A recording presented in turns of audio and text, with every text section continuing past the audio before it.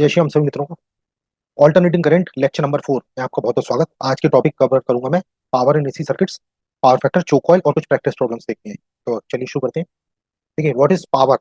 Basically power is nothing but the product of voltage and current. आप यहाँ देख सकते हैं जैसे कि आपका सीरीज आरएलसी सर्किट बना हुआ है, तीनों एलिमेंट सीरीज में है और इसके अक्रॉस से वोल्टेज सोर्स है equal to E naught sine omega t. तो ये जो ई है बेसिकली इंस्टेंटेनियस वैल्यू है, E naught is maximum value, ये साइन का फंक्शन है।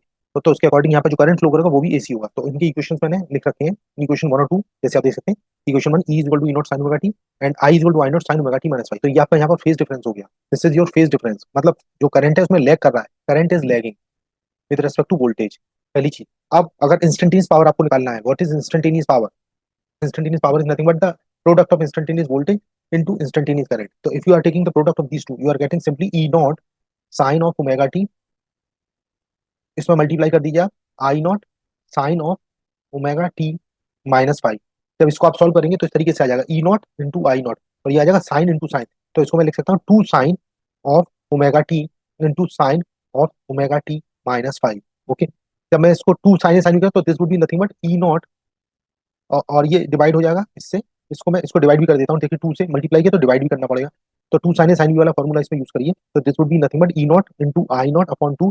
तो cos A minus B, cos A minus B का मतलब है cos omega T minus omega t, तो मतलब cos five cos A minus B minus cos A plus B means two omega T minus five. इस तरीके से ये आपका एक्सप्रेशन आएगा। Now this is instantaneous power. Now average power आपको निकालना है, तो एवरेज पावर निकालने के लिए हमने जैसे आपको बताया था फर्स्ट लेक्चर में, average power in series circuit और series AC circuit is nothing but integral. इसमें इंटीग्रेट करेंगे आप जीरो से टी टाइम पीरियड में, इसको पावर को डी टी के रेस्पेक्ट में और उसको टी टाइम पीरियड से डिवाइड कर देंगे। तो देखिए यहाँ पर इसको मैं जब इसको सॉल्व करूंगा तो एवरेज पावर आ जाएगा यहाँ पर दोस्तों। इंटीग्रेट करता हूँ उसको मैं, तो ये E naught I naught upon two into cos five. अब ये जो सेकंड वाला टर्म है फ्रेंड्स, जिसमें cos two omega T minus five, जब इसको इंटीग्रेट करेंगे तो ये डबल फ्रीक्वेंसी का है, तो पूरे टाइम पीरियड में इसकी वैल्यू जीरो आ जाएगी। तो कहने का मतलब है ये जो मेरा एवरेज पावर है that comes out to E naught I naught upon two into cos five. और इसको ऐसे भी लिख सकते हैं E R M S into I R M S into cos five, because इस टू को root two into root two लिख दीजिए। तो कहने का मतलब है ये एवरेज पावर का जो एक्सप्रेशन है वो E naught E R M S into I R M S into cos five के बराबर होता है। कॉस फाइव हम यहाँ पर इसको बोलते हैं power factor. This cos five is known as power factor. तो ये कुछ इंपॉर्टेंट बात थी पावर, अगर आपको किसी एसी सर्किट में निकालनी है। अब डिफरेंट केसेस आपके इसके हो सकते हैं। फॉर एग्जांपल इफ यू से the circuit is purely resistive, तो प्योरली रेजिस्टिव वाले केस में जो होगा, जो फेज एंगल होगा वो आपका 0 डिग्री हो जाएगा, तो cos पाई की वैल्यू 0 डिग्री हो जाएगी।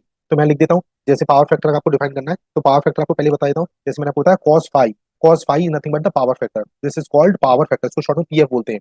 ओके, तो मैंने आपको जो फॉर्मूला बताया पी एवरेज का, तो P average is nothing but E R M S into I R M S into cos five. ठीक, तो ये वाला जो पावर होता है फ्रेंड्स, इसके तीन नाम हो सकते हैं। इसको हम आरएमएस पावर भी बोलते हैं, इसको हम आरएमएस पावर बोलते हैं, या फिर इसका एक नाम और होता है एपरेंट पावर। एपरेंट पावर, ठीक है, एपरेंट पावर इसको बोलते हैं। दिस इज एपरेंट पावर और आरएस पावर, इसको वर्चुअल पावर भी बोल देते हैं। ठीक, और इसको वर्चुअल पावर भी बोलते हैं। मैं लिख देता हूँ यहाँ पे वर्चुअल पावर। तो ये कुछ नाम थे इस पावर के, which is E R M S into R M S. इसके साथ जो मल्टीप्लाई हो रहा है वो cos phi, which is called power factor.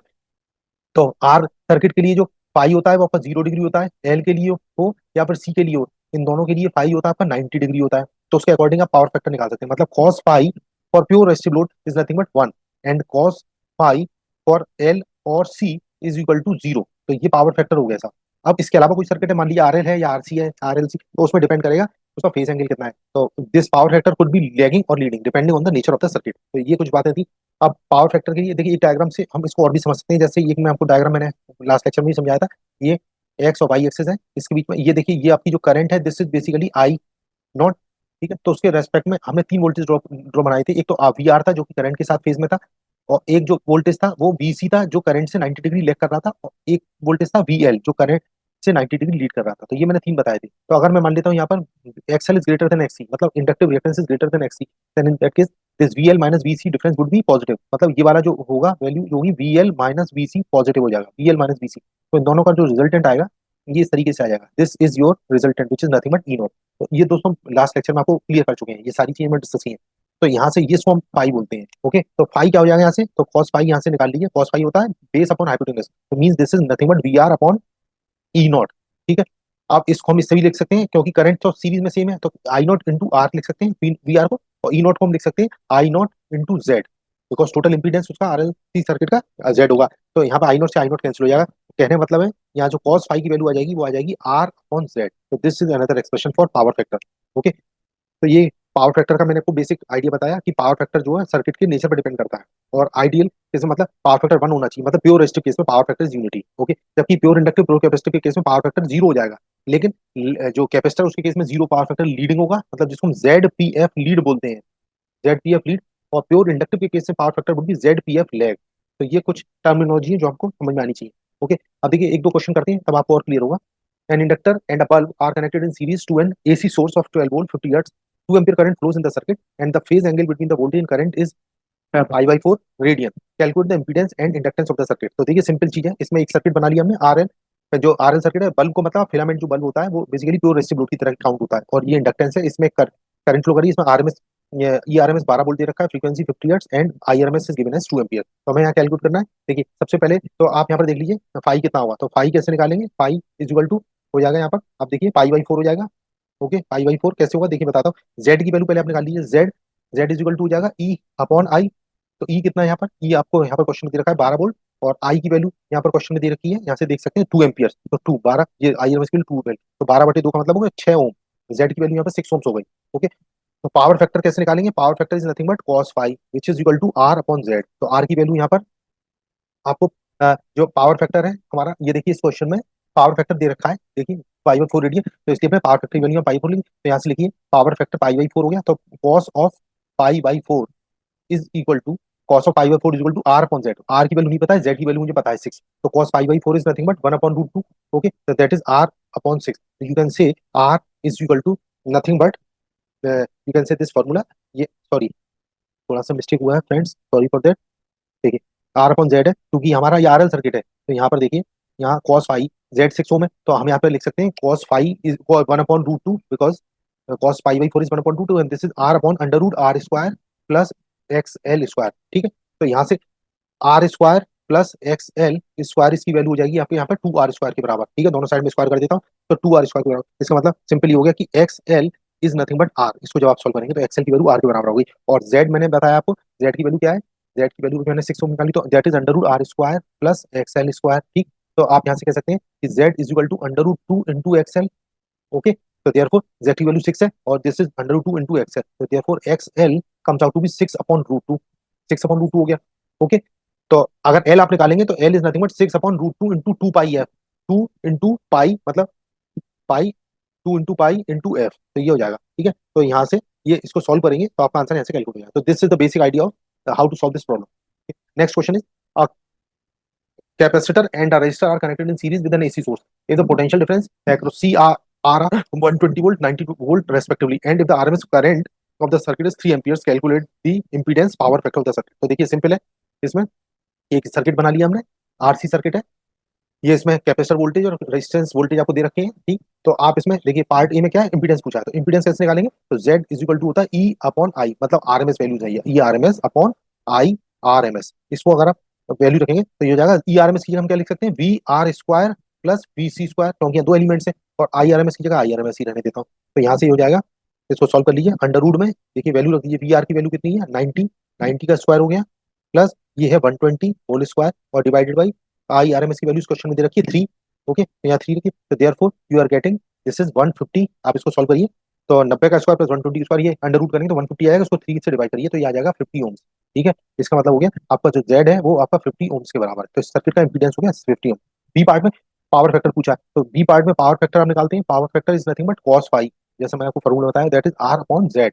तो this is nothing but the value of R I. इसको आप ऐसे भी लिख सकते हैं V R upon R M S E R M S, जैसे मैंने आपको बताया, क्योंकि इसको आप अगर आई आर एम एस से मल्टीप्लाई और डिवाइड करते हैं, ठीक है, तो I R M S into R V R हो जाएगा और I R M S into Z E R M S हो जाएगा। तो इन दोनों का रेशो ले लीजिए, तो वी आर एस क्वेश्चन में दे रखा 90 और ई आर एम एस जो है हमारा हमने भी निकाला था ये 150 था, तो 150 हो गया। ठीक है, 150, तो इसको सॉल्व करेंगे तो ये आएगा 3/5। तो पावर फैक्टर इस क्वेश्चन का आ जाएगा आंसर 3/5, ये आंसर हो गया। ठीक है, तो उम्मीद करता हूँ फ्रेंड्स आपको क्वेश्चन का आंसर समझ में आया होगा। ठीक है, एक क्वेश्चन और देख लेते हैं।